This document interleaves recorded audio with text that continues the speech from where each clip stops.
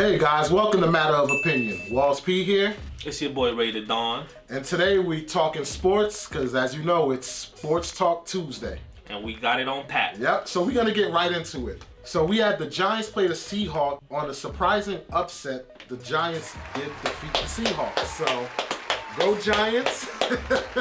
I didn't see that coming. Miracles do happen. Miracles do happen, you know what I'm saying? Yeah. What impressed you about that game?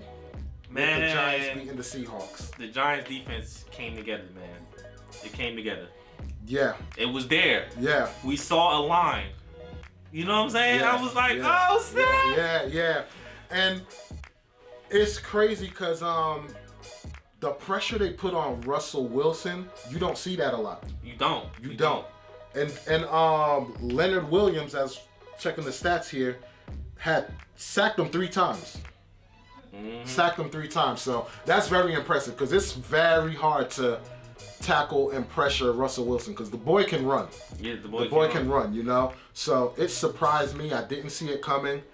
Hell, even in my football pool, I picked against them. So shame on me. But in the words of Martin Lawrence, that's how you fight. Yeah. Now that's how you supposed to drive. From now on, that's how you drive. But yeah, the defense is what's been carrying them because they did only allow 46 points in the last 3 games, which is kind of impressive. So that put it at what? About 15 points a clip per game, so to speak. So that's pretty impressive. Their defensive backs and, you know, Flowers, you got Peppers, and you got Bradbury. That right there is like a good, you know, core defensive back as far as like protecting the pass, because that's what made Russell Wilson's day kind of hard. Yeah. Because the receivers were covered, which gave the front 4 time to, you know, pressure them. So way to go Giants. Hopefully their defense allowed them to hold the fort down with Colt McCoy, because I don't trust that man. I don't trust him, man. There's something about him that he gave up that non-trusting vibe, right? Because he's been a backup, a journeyman, you know, but hey, he held the fort, so I'm not going to knock that too much. So Listen. If y'all can pull off some more miracles, I'll have faith in y'all. I'll have faith in y'all. Look, you called that they're going to run away with the NFC East, so yeah. I'm hoping you're right. Lately, you've been on a roll. You called the Steelers, you called the Giants winning. I'm telling you. So yeah, you're on a roll, so I got to go with your vibe on that. I'm telling you, man. Yeah. All right, the next game we want to cover over the weekend was the Colts beating the Texans. And I got to be surprised with that because it's kind of hard for you to stop Deshaun Watson. And the Colts defense is pretty good because they did like knock down a lot of passes. The connection with the Colts with Phillip Rivers and T.Y. Hilton is pretty good. Like they have a real good connection. And the Colts defensive, like their defensive backs are pretty good. Like they have a very good defense. Yeah. So to speak, you know. So they're one of the surprise teams, I take it, that's hanging in there. Like you're thinking they're not going to win this game, but their defense won. They shocked me too because I had it in the pool that they was going to lose. Yeah. I did, honestly. But it's like when you think they're going to lose, that's when they win. Yeah, you know. Yeah, so Colts, shout out to you guys because they're definitely, you know. You know what? I apologize for not picking you in the pool. Yeah, I'm gonna say that. They're definitely a threat. Next game we're gonna look at is the Browns destroying the Titans, which for me is surprising because as all you guys know, I've been very bullish on the Titans. Like that, right? I love that team, especially with your boy Henry, and they destroyed him. At halftime, the score was 38-7. Now the final score was 41-35.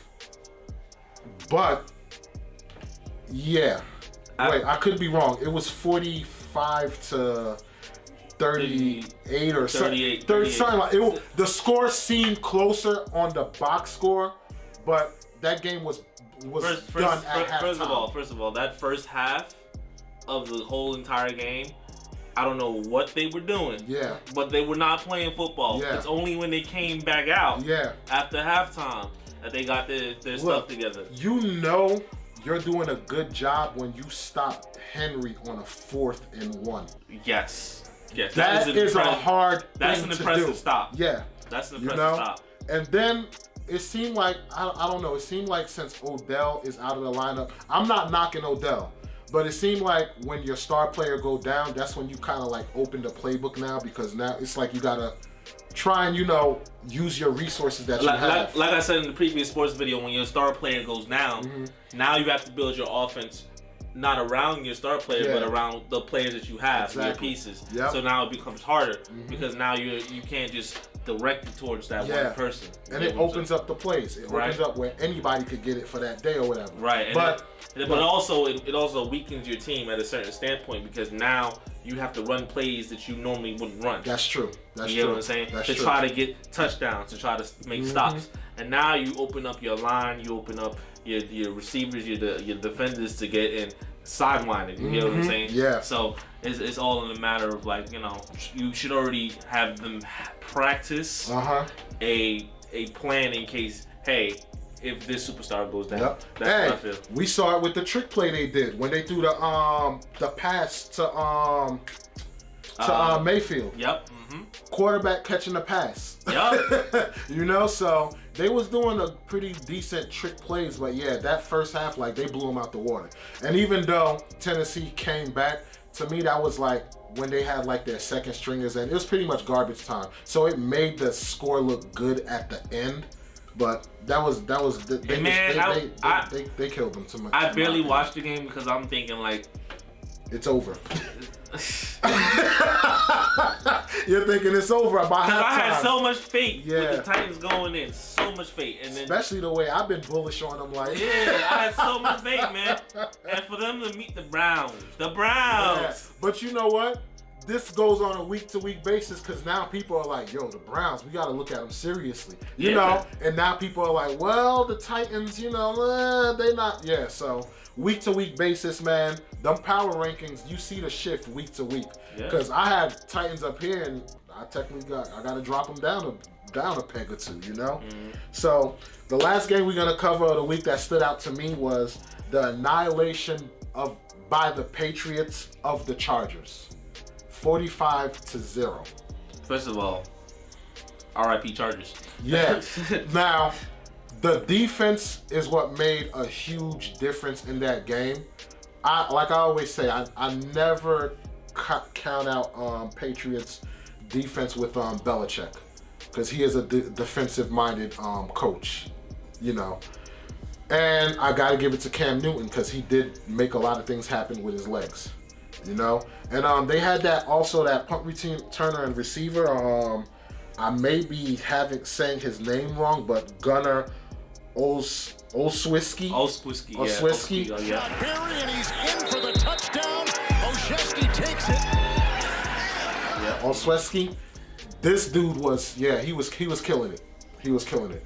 He had that 75-yard punt return or whatever, and then he also had that catch and take it to the house. That man woke up that morning and he was like, I'm making a statement. Yeah.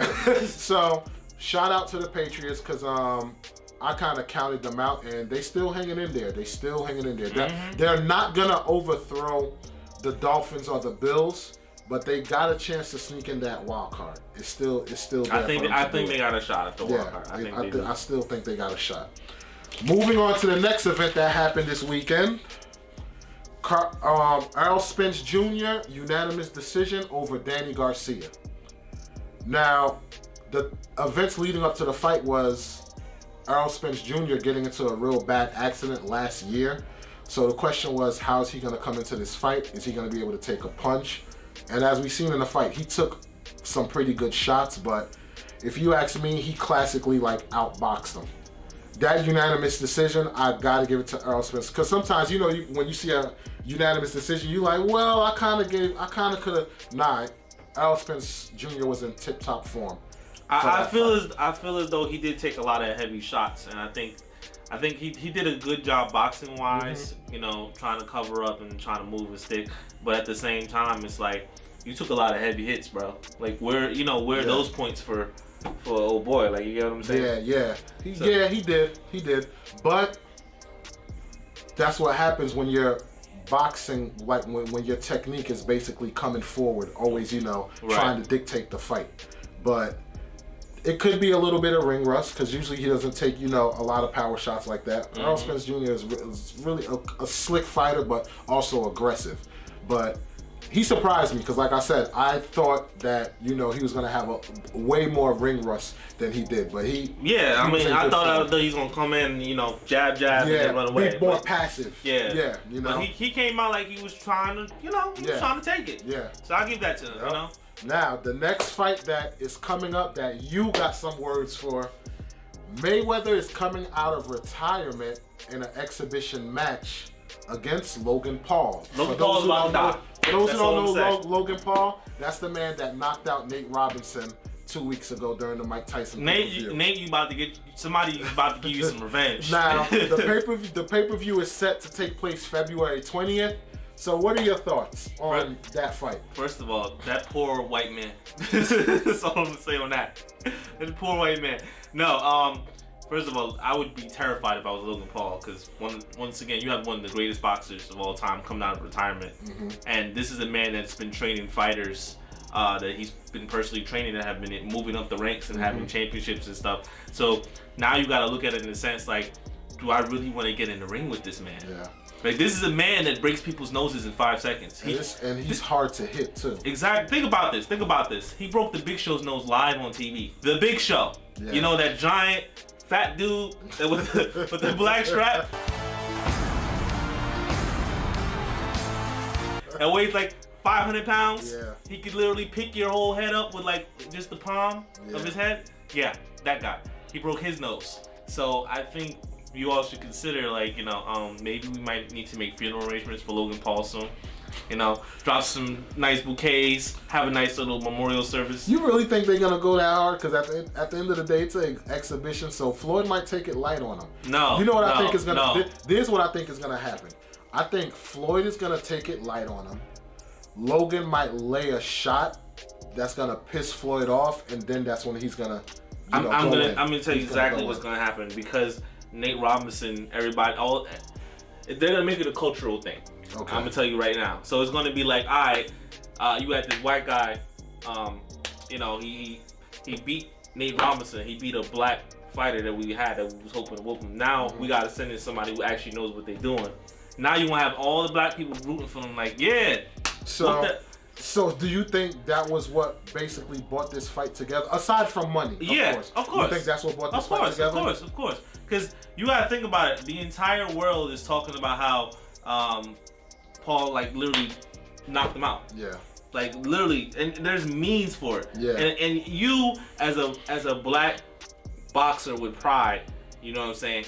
And you're looking at this, you're probably looking at this meme like, oh my God, like, bro, you just embarrassed. See, but to bring it to the level of that, like, why not bring like another athlete who had a couple of, boxing matches, not professional but exhibition matches? You can ask, because Nate Robinson didn't have any boxing experience, and there's athletes that did have a couple of exhibition matches under their belt. Well, so why not bring that to make it an equal playing field? Because Jake Paul, he's the one that accepted. That's true, and he does feel like he's a great boxer. Full of confidence. Yeah. He said he's a great boxer, and he said he could take Floyd Mayweather, and I'm sitting here astounded at his balls because that man has cojones. Yeah. Well, if you call him out, then hey, you must be ready. Look, Nate Robinson called out, Paul Logan. So Logan Paul. I just hope that he makes it out the ring alive and not,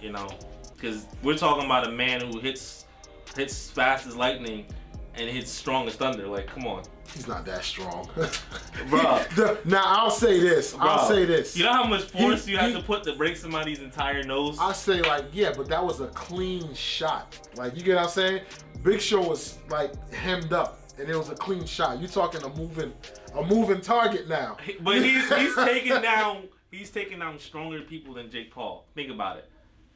Just think about it. Yeah, but I'm just saying. You never know. Hey, for all we know, Logan Paul. Logan Paul. I don't know why.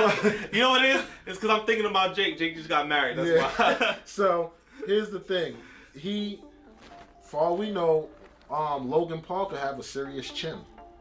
Yeah, that's true. That's you true. Never know, so. I mean, look, Logan Paul. If you pull it off, man, ain't nobody got no right to talk nothing. I know me. I'm gonna watch it. It ain't. It's gonna be, basically free with my subscription that I have. Call. Check out that video. Check out the link right there. See how you could, get access to it. But yeah, for me, it's gonna be free. So I'm gonna be tuning in. So it is what it is. I'm looking forward to it, and we're gonna give a review on it. So look out for that one. Now we're gonna move on to the NBA, because we do know preseason starts this Friday. So we got to do some NBA talk. Westbrook has been traded for John Wall and a couple of draft picks. So with this trade, because Westbrook been saying he wanted out of Houston or whatever, because the way I gather it, Westbrook's the type of player that he wants to be the main cog of a team, and just put he's around, not into that. Yeah, he's not into like having playing alongside of a star. That's the way I take it. So with him being traded, him and John Wall swapping spots, who you think got the better of the deal, the Rockets or the Wizards? I think the Rockets got the better of the deal, because not only do they have John Wall, but they also have younger pieces to work with. Okay. You get what I'm saying? And then also John Wall is a team player. He's more of a team player, and this opens up more of an offense for James Harden. This opens more coordinated team effort when it comes to matching that paint, making shots and stuff like that. So I honestly think it's a better win for the Rockets, but at the same time, he's going to the Wizards. So I don't know. I would have to disagree, because number one, Westbrook is going over there and he's going to be partnered with Bradley Beal. And Bradley Beal is a pretty good second punch. He's not on Harden's level, of course, but he's a good second punch to Westbrook. And Westbrook really shines when he's the main cog, and everybody's around him. And he's ball dominant. The problem I have with Harden and Wall pairing up is Wall can't shoot. That is the fact. You get what I'm saying? So they can literally double team Harden and leave Wall open. Right. But it's less spreading the floor. But then you got to think about it this way: Wall may not be able to shoot, but when it comes to that paint game, he's in there. You get what I'm saying? So now, not only do you also have to you have to originally watch James Harden, but now you have to watch Wall. Yeah. Because now you can't just double team James Harden and leave Wall open. It's not going to work like that. Yeah. So even if you double team both men, you still have the other players on the floor that's going to be open. See, for it, I would say it would have to be in Wall's hand, and he dribble penetrate, because Harden's a way better shooter than Wall. Now, I will say this.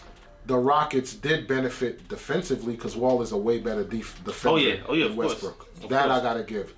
But another thing, too, we got to look at, too, is how healthy is Wall? Now, it could have been a case where Wall just wasn't happy, so he was sitting out as much as possible. Like, well, I still got a pain here, so I'm going to sit out a little bit long. So it could have been a case like that. Well, he did say he wasn't happy, and that's why he was sitting out. So let's.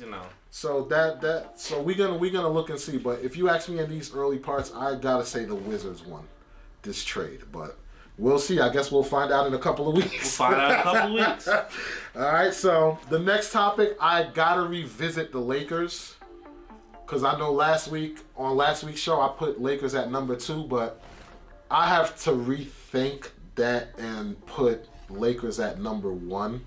Why? Because they are the defending champs. So until you beat them, they got to stay on that number 1 rank. That's number 1. Number 2, I also forgot to mention that they did add Dennis Schroeder to their roster. So you replace Rondo with Schroeder. Now, Rondo is a better defender, but Schroeder's a better offensive player. Then they do say defense win championships, but a better move is offense. Yeah, a better move is offense or whatever. Then you basically take away JaVale McGee. Either JaVale McGee or Dwight Howard, whichever one, for Montrezl Harrell. Montrezl Harrell. And I believe Montrezl Harrell is definitely better than JaVale McGee, no matter how you slice it. Yeah. Dwight Howard, at Dwight Howard's old age, I still would kind of give it to Montrezl, because Montrezl coming off the bench as a 6-man with the Clipper. putting up better numbers than Dwight Howard. Yeah. So that's my take. And then you got Marc Gasol, who pretty much is like JaVale McGee, but JaVale McGee is younger and more athletic. But Marc Gasol is a very good defender and a good passer. Yeah. So, I mean, they kind of balance each other out, so to speak. You know, so it's hard for me to not put Lakers number one since they are the champions. What is your take? Oh, and another thing too was, I know in the captions I put it, Utah is definitely one of the top. They kind of balance each other out, so to speak. You know, so it's hard for me to not put Lakers number one since they are the champions. What is your take? Oh, and another thing too was, I know in the captions I put it, Utah is definitely one of the top 5 teams to make it, because we definitely didn't put Utah in there. Oh yeah. You get what I'm saying? So yeah. So Utah definitely is one of the top 5 teams the Jazz. in the West. So what is your take? Where do you put Lakers at? I mean, like, I have to move the Lakers up to the number one spot just because of the amount of pieces they have acquired. I mean, whoever's in charge of HR and management. Yeah, good move. That's all I got to say. That was a good move. So it's going to be interesting, though, because, like, I still don't count the Clippers out. I still that 1-2 punch. It's out of the Lakers and Clippers. But as we saw last year, we thought the Clippers had it. And granted, it was different circumstances because of the bubble, this, that, and the third, but you never know. Yeah. You never know. Miracles have happened. Yeah, you never know. Now, taking it to the East, Durant says that he's healthy. And he says he's pretty much ready to go. Now, I don't know if he's going to play in the preseason, but he definitely said he's ready to go on December 22nd. And that game is going to be against the Warriors. Okay. So listen up, Nets. Yeah. So here's the thing. He says he's healthy. You know, saw him shooting in rhythm and everything. Everything looks good. And I know the talk is about his Achilles and stuff like that, but it has been proven with technology nowadays that players can come back from Achilles injuries. Mm-hmm. So where do you rate Durant? Like, how do you think his first go? How do you think the opening game he has for the Nets? Honestly, being that he's just coming off of recovering and stuff, I don't think he's gonna play as hard as he normally would in that first game. Do you think they'll restrict his minutes? I definitely think they will, but not that bad because he still is a star player. So he will have the minimum starting minutes for a starter, and I think he's gonna play more conservative and not try to force his way through the basket. You know how Durant used to do. You know what I'm saying? Just because he's coming off of recovery, he has to get a feel for the game again. You get what I'm saying? See, I personally think, like I said, I'm not sure if he's playing during the preseason or not, but I personally think they should play him in the preseason. Let him get those couple of minutes just to get the groove back, you know, because nothing puts you in better shape than actually playing the game. Yeah. You know, so let him get some, you know, dress rehearsal, so to speak. Couple of minutes here, 10 minutes. Then the next game, 15 minutes. The next game, 20 minutes. Like, increase it incrementally. So this way, by the time December 22nd come, you ready to go. Yeah. You know, all that doubt is in your mind. Because let's be real, when you're coming off an injury or something like that and you're returning, you still have that little bit of doubt. You know, so let him get his feet wet. Let him get his feet wet. Let him build himself his confidence. Exactly. So the Nets will be fine. Like I said, they're the team to beat in the East. In my opinion, they're the team to beat. Who can the team I see that's a threat to them is not even a threat as I would say, but can, give them competition is the Celtics, and maybe the Heat will probably, give them a hard match because Heat is a strong defensive team, and of course the Bucks because of Giannis. I mean, the Raptors the Raptors always give trouble. The Raptors always give trouble, bro. I know that's your team. But the Raptors always with the weapons the Nets got, man, I don't know, man. Listen. And y'all lost Ibaka. Yeah, but we picked up a lot of young pieces that have very good potential, that have very good plays. I think it's a new era in the NBA. And you know what? I gotta say this. I can't doubt their GM. Right. I can't doubt their GM. That dude, man, he knows how to move pieces around and stuff. So I think we have to watch the couple of games and see where we go from there. You know what I'm saying? But I think I would definitely put the Raptors in the top odds teams to make the NBA playoffs, because that's just like a must for the Raptors. We always make the NBA playoffs. There's never been a season where we have. Well, we know that it's gonna be the Nets, the Bucks, the Celtics, the Raptors, the Heat, and the Knicks. So, yeah. Wait, you said the Knicks?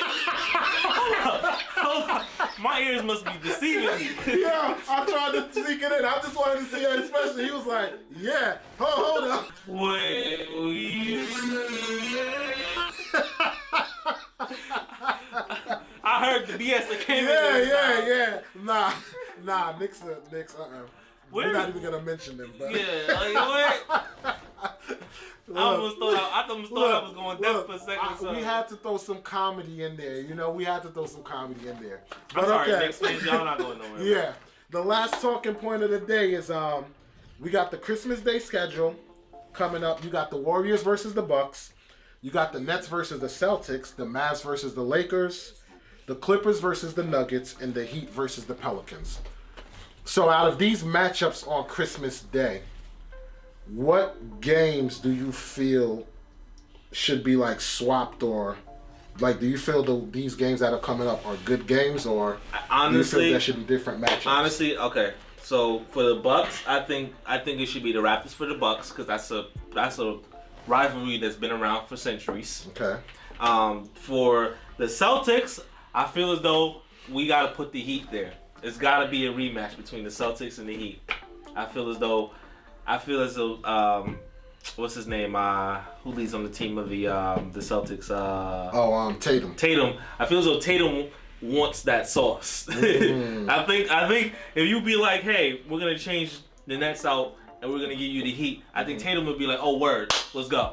So then, here's my question, because you know everybody's gonna want to see Steph Curry on Christmas Day. Like, he draws ratings. So where does for me, I'm not expecting much from Steph Curry, and I'll tell you why. Steph Curry, from the beginning, when he was hot and he was dropping threes and shots like crazy, he was accurate.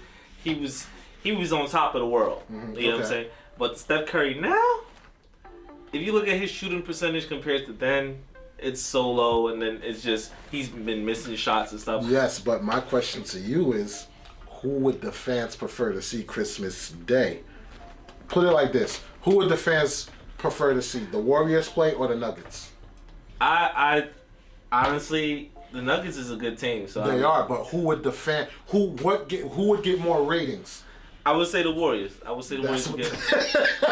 You feel me? But if I was a fan, I would want to see the rivalries play on Christmas Day. Yeah, I get that. See, me personally, the game I would change is, I would put, like, the matchups are pretty good, but I would put the Heat versus the Lakers and the Mavs versus the Pelicans. Actually, you know what? Because Luka versus Zion is a good match, and repeat of the Lakers versus the Heat, that'll be pretty good for opening night also. Plus, it'll give us a chance to give us a litmus test of their new actors, the new players they acquired. But you know what would make more money? What's that? The Warriors versus the Lakers.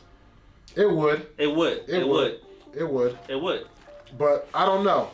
I would want to see the Heat versus the Lakers, because that's a rematch of the finals. So it would kind of give us a idea of, did Lakers get better, or did they drop down a peg? That's true. That's I guess that's what I'm looking at. But yeah, Lakers versus Warriors would be a good match. I want to see the Warriors play, because I want to see how their rookie's gonna be in the lineup. Man, I'm gonna tell you now, like I don't really have that much faith in the Warriors. I'm not a Warriors fan, and I don't really have that much faith in them. But we shall see. Yeah, like I said, because I guess I'm going back to the glory days of when and the funny thing is that was literally like 2 years ago or whatever. Yeah. But it seemed like so long ago, because they were like an exciting team to watch. Yes, You know, because they were on point with their shots. They had the coordination. It was there, but tempo offense. Yeah, shooting like from everywhere. But after that last championship or whatever, like the they team just disassembled. it just with the injuries and Not even that. It just the amount of effort to make shots, and I think their shooting percentage went down a lot. To be honest, I think it went down a lot because I think the loss of KD and the loss of Clay took a toll on the players. Yeah. And then when they saw they started losing, it's like they quit. You know, I like I was having a conversation with my boy, whatever, and he was like, "Yo, watching the games, they looked like they was trying to win." And yes, I agree, they were trying to win. But as soon as they saw they couldn't get over that hump or whatever, it's like they just gave up, so to speak. Like, yeah, playing hard, whatever, but mentally you're like, yeah, we're not winning this game. So it kind of So I just want to see the Warriors bounce back because they were a fun team to watch, you know. So wishful thinking, but we shall see. We got a couple of days, well, probably 2 weeks till we see. So I'm looking forward to that NBA season coming back in effect. So that's gonna be fun to watch. That's gonna do it on this week's episode of Sports Talk. So we got some good games coming up this week. You know, some interesting stuff coming up this weekend, which we'll definitely speak on next week. And don't forget to pray for Jake Paul. Yeah, Jake Paul. Huh? Jake Paul. I'm sorry. Logan Paul. Yeah. Logan Paul. Yeah. You know what it is though? It's because, like I said, my friend. Shout out to you, Jake. You just got married and stuff. So you know, congratulations, you and Christina. That's why you're in my head right now. Because I'm like, he's taking a 3-month honeymoon. So I'm just like, oh, okay. Yeah. But. Yep, guys. So that'll do it for this week's episode, and we'll catch you guys on the next one. Peace. Peace. Time for me to hold it down. Time for me to break it down. Y'all cats don't wanna see me. Y'all better mind your P's and Q's.